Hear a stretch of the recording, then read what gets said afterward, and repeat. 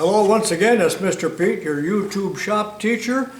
Welcome to part 2 of the Beverly Shear factory tour. I sincerely hope you watched part 1. If you have not, please go back and watch that so there's some continuity to this. So in part 2, we're going to walk through what is left of the factory.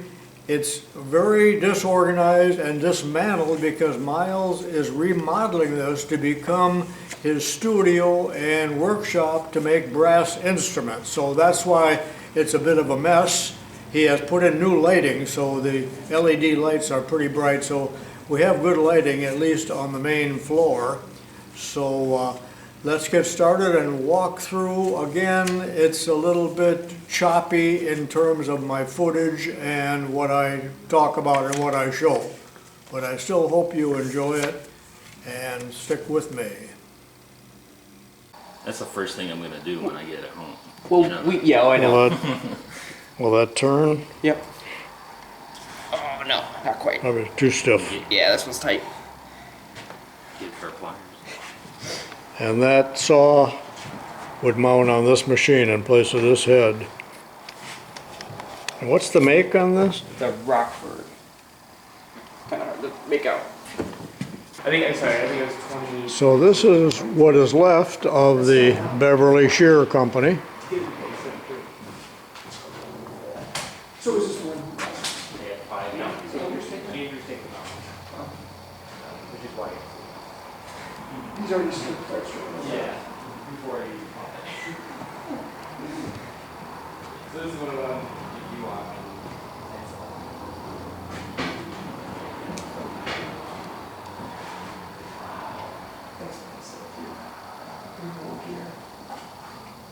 Did you ever put pops in it? I think it's still, I don't use a panel. Now this big yellow shaper that you see in the video is probably unsaleable and will get scrapped, but notice that above the cutting head there is a mechanism that I didn't recognize, and you probably don't either. Note that there are 2 sets of leaf springs on the top. Now a shaper is most famous for cutting a perfectly straight line, probably straighter than what can be done on a milling machine, but these machines have been modified to cut a curve. Visualize the shear blades and some of the casting parts for the Beverly Shear and you'll see a curve. So that spring mechanism allowed the shaper to cut a curve. So there isn't much of that shown, but that's what that is all about. Remember, as we go into the basement, there's not much to see, but supposedly it was loaded with big shapers doing their job, clear from the 40s into as recently as, say, 2012. Okay, let's continue.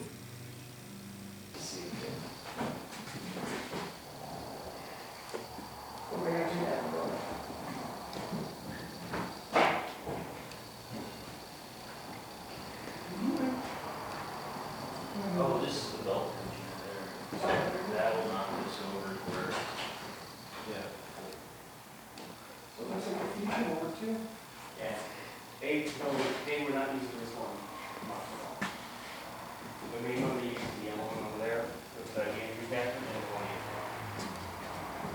Yeah, he's got to be at least, I'd say at least 12 inch. Okay. Yeah. Because they measure it by stroke. It's a stroke that like the weight will poke out and get all the way up.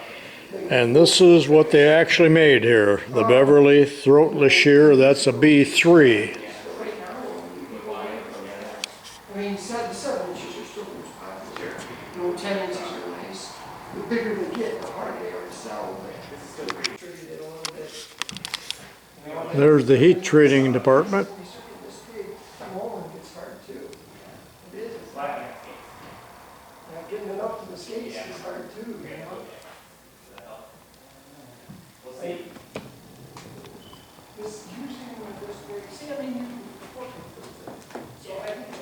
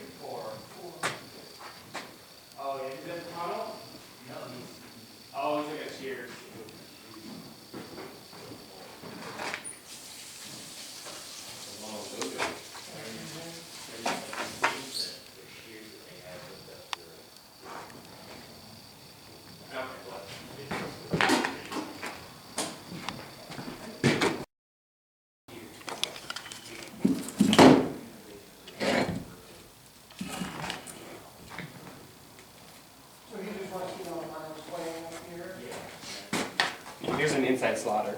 I don't know if you're familiar with these. So the blades come in on the back. So you take a square sheet metal, put it in there, you can make cuts on the inside. We have a sample somewhere. And these are all inside slaughters here. So these are here with tags. So these were tagged. They are the inside slaughters from like 50 different years of iterations. So different little differences on each one. So these are going to get displayed up front with the patterns. But everything else on the table is for sale, or if we can reuse it, something like that. One of the scary ones. So that's a B1 with an electric motor and a gear train on it. Did that ever go into production? Yeah, they made some, yeah. They got shut down pretty quick though.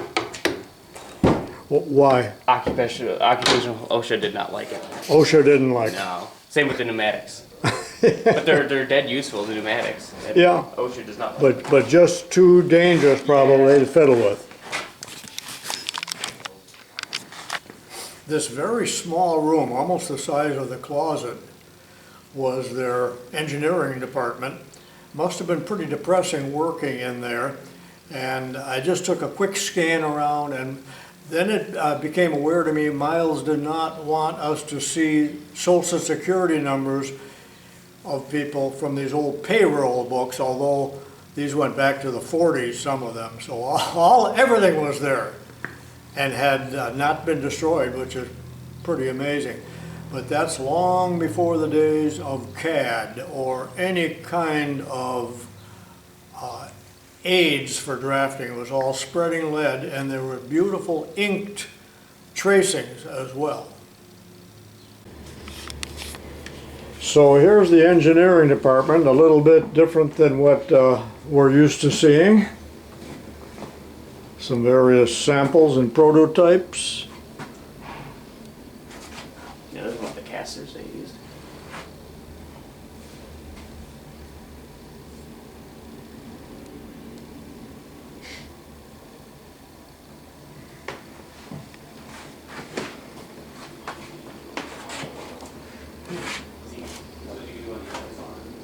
Oh, wow. Oh, isn't this the thing they drew? This is the thing they drew. Yeah. So we cut a bunch of these. Here's the payroll book from 1943. Let's cover the social security numbers. Oh. Oh, there's social security numbers? Yeah, all right. Yeah, all right. Maybe I won't show Yeah. that. I didn't even think of See that. that? And they got wheels on them. Yeah. And they work after probably about like 80 years sitting in the basement. Did you find any paperwork on these guys, like literature? Yeah, there's drawings. So when did they did make these, like 8 years ago? Oh yeah, everything on this table they made. Even the Pexto stuff on this table, they made. They were making stuff for Pexto. And I think they ever cleaned these out either. We're in the basement now, and this is the buffing grinding department. A lot of the equipment has been removed. And the building is 120 years old. Where's that from coming from? I said the door's like here, I think. I think it would be stupid not to reinforce it. Well, yeah, for the amount of time, I mean, you can probably I find mean, I'm them. just, like if I get the pacemaker and put it in here, you know, similar weight kind of deal. Man, I don't have the guts to do it. To move that mill? Or get the Well- pacemaker in? Now this is what Miles actually does for a living. He's making these French horns, so he's quite a craftsman. Beautiful job. Thank you.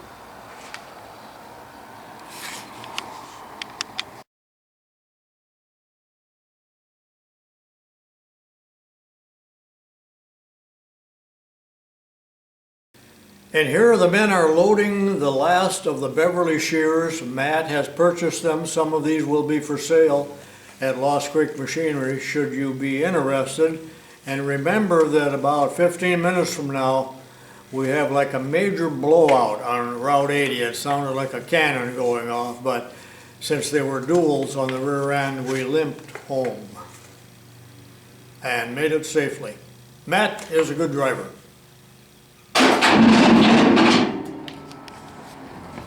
Here, just go ahead and set them right on the back of the truck, guys. Oh, okay. And you thought you said you had maybe a couple blades for these? What's up? You have them? I'll give you any blades I have. I think I have a little box of them. Yeah, they might be some odd ones.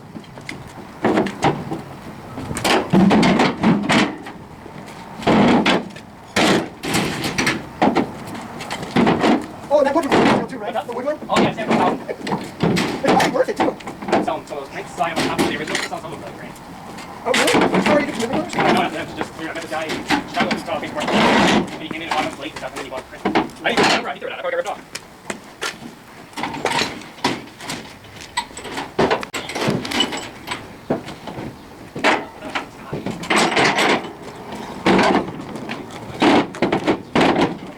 It'll make sense.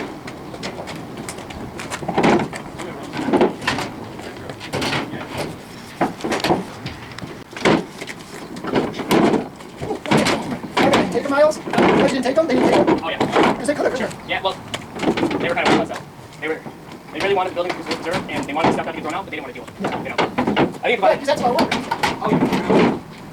You're so much and so little at the same time. I was Here's an old shipping tag from Beverly. This is before the days of zip codes. And their motto was, "Shear it cleverly on a Beverly." And here's one of their machine tags, also long before zip codes. So that Beverly area was Zone 43. I guess I never did explain what was so wonderful about a Beverly Throatless Shear. They were made in 3 sizes, so they could cut very thin metal or relatively thick metal. They had a very long handle and they were bench mounted, so you could use both hands on the handle if you needed to, and you could cut curves, and really it didn't have much of a throat back here like a regular hand shears does, and it was a wonderful tool, widely used in aircraft and automotive. I also should tell you that the Throatless Shear is still available, and they're still called Beverly's, and they're made in Missouri by the Mittler Brothers Machine and Tool, and they do have a website, and I'll put the link in the description. So they are still available. It's $636 for the B1. The B2 is $870. And the B3 Throatless Beverly Shear is $1,260, and these are made in the USA. Well, that concludes the tour of the actual Beverly building, but wait, don't turn your video off yet, lots yet to go. We're going to get into the truck. We're going about 1 mile to Miles's home where he has his shop. Very crowded, it's a garage shop, very difficult for me to photograph, so what I do have isn't real good, but remember that Miles has some good tours of his own shop on his website, his channel, which I'll put in the video description as a link so you can check that out. But he's doing some amazing things in this shop. Earlier, Mr. Pete, the finished one, those bells that stack there, that's the same bell, just early in the process. I'll be darned. Yeah. You can see the braze seam on those a little better, man. Those bells sticking up there, yeah. you can see the braze a little better before they get rolled. How does this become? Flat? Or like how, yeah, I mean, how does it become? It's amazing. Hammers and lathes. 2 hours worth of effort. I heard you talking about that cataract. I just found Oh, out yeah. the cataract Miller converter. Oh, really? It's basically a knee that bolts on the end of that. This is a cataract. So for Yeah, that's way out of my, yeah. I mean, it's insane, yeah. It's insane, but if you're on eBay, take a look and just Yeah. look up cataract converter or something like that. That's cool. It's cool. Yeah, so that's the spinning lathe I bought in college. This one? Yeah. It's the first. When you were down in Kansas? No, up in at the hall. Oh, On the north side, yeah. That's the first. So did you go to school down here? I worked on these. I went to school.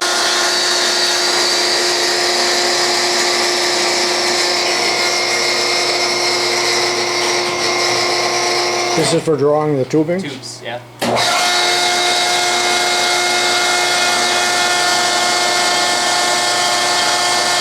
Yeah. We built that with stuff and then a power pack from Lost Creek. Yeah, was that one? Yeah. It's one of those, yeah. One of the scrap bin finds, was Yeah, it? it was out in the barn or something. Yeah, okay. Yeah. Tapered tubes. Is that wax? That's pitch. Yeah. It's like a tar. These are the mandrels. Yeah. So we make these here. The straight ones are just pieces of drill rod, but yeah, we can do tapers as well with washers and nylon, that kind of stuff. But yeah, it starts as seamless tube. Seamless brass tubing. Yeah, and you put a nose on it to hold onto the mandrel, and then you anneal it and then draw it through a die. It sounds simple, but there's a lot that can go wrong. Yeah. So he starts with brass discs and they flare out into the horn bell. I think it's called a bell. Yep. And then there's two different ways. We also do this method, which starts as a flat sheet, gets cut into a pattern. Find it. Like this.